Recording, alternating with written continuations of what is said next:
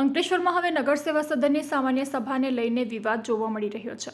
સામાન્ય સભાના દિવસ અને ટાઈમિંગ પર વિપક્ષ કોંગ્રેસના સભ્યો દ્વારા વિરોધ નોંધાવવામાં આવ્યો છે.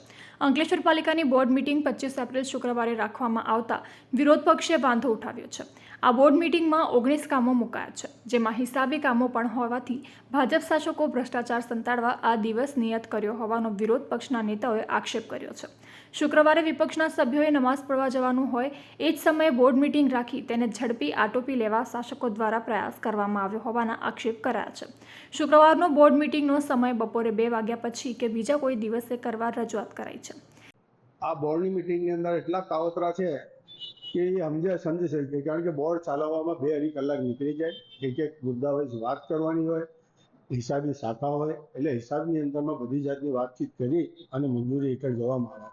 પણ આ લોકોએ શુક્રવારનો દિવસ એટલા માટે ગઈ ખરીદી કર્યું ને આ ખોલી હતી, કારણ કે એ લોકો મુસ્લિમ હોય, સ્વાભાવિક છે ને ફ્રાઈડેનો દિવસ એટલે અહીંયા ચાલતા થાય.